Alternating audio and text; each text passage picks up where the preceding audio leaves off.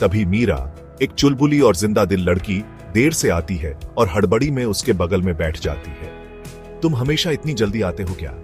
कुछ लोग समय पर आना पसंद करते हैं और कुछ लोग जीना पसंद करते हैं। उनकी पहली बातचीत हल्की फुल्की होती है, मगर धीरे धीरे नजरों का टकराना, देर रात की पढ़ाई और तारों के नीचे गहरी बातें, यह सब उन्हें करीब लाने लगता है। आरव का अनुशासित और तर्कशील स्वभाव मीरा की आजाद ख्याल और रचनात्मक आत्मा को आकर्षित करता है। दूसरी ओर मीरा को आरव के शांत और सुलझे हुए स्वभाव में सुकून मिलता है। कॉलेज की छत पर रात का समय, दोनों शहर की रोशनी को निहार रहे हैं। कभी सोचा है कि कुछ लोग हमारी जिंदगी में क्यों आते हैं? हाँ, शायद हमें परेशान करने के लिए, या शायद हमें पूरा करने के लिए।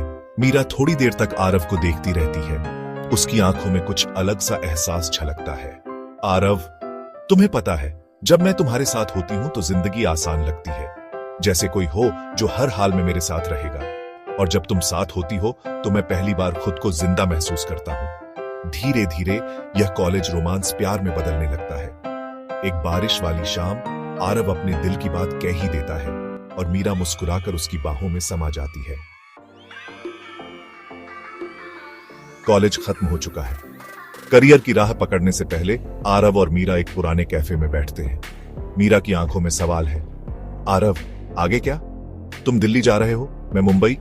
दूरी मायने नहीं रखती मीरा, मायने रखता है कि क्या हम इसे निभा सकते हैं। निभा पाओगे? हर जन्म, हर बार। कुछ सालों बाद वे शादी कर लेते हैं। एक छोटे से मंडप में सिंदूर और मंगलसूत्र के साथ उनका प्यार एक नई शुरुआत लेता है। दोनों मिलकर एक घर बसाते हैं जहां प्यार, हंसी और छोटी छोटी खुशियां बसती हैं। पितृत्व का एहसास, एक ऐसा लम्हा जो हर माता पिता की जिंदगी में एक नई शुरुआत लेकर आता है। मीरा अस्पताल के कमरे में है, हाथ में एक नवजात बच्चा। आरव धीरे से उसके पास आता है और बच्चे को गोद में लेता है। उसकी आंखों में आंसू है। आरव धीमे स्वर में कहता है, ये हमारा है मीरा। मीरा मुस्कुराते हुए जवाब देती है, हाँ, तुम्हारी तरह शांत और मेरी तरह नटखट। उनकी जिंदगी अब एक नए सफर पर चल पड़ी है।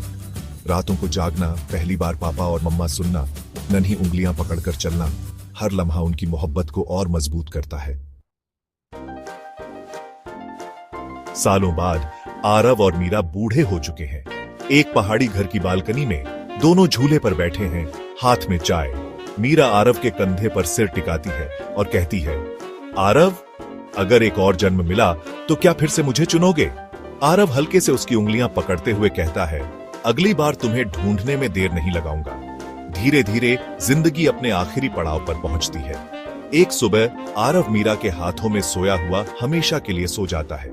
मीरा की आंखों से आंसू गिरते हैं, मगर उसके चेहरे पर हल्की मुस्कान होती है, क्योंकि वह जानती है कि उनका प्यार खत्म नहीं हुआ, सिर्फ एक नए सफर पर निकल गया है।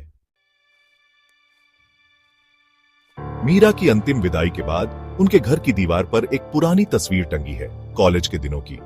तस्वीर के नीचे लिखा है, हमेशा, हर जन्म में, फॉरएवर एंड ऑलवेज। कहानी समाप्त होती है, मगर उनका प्यार हमेशा के लिए जिंदा रहता है।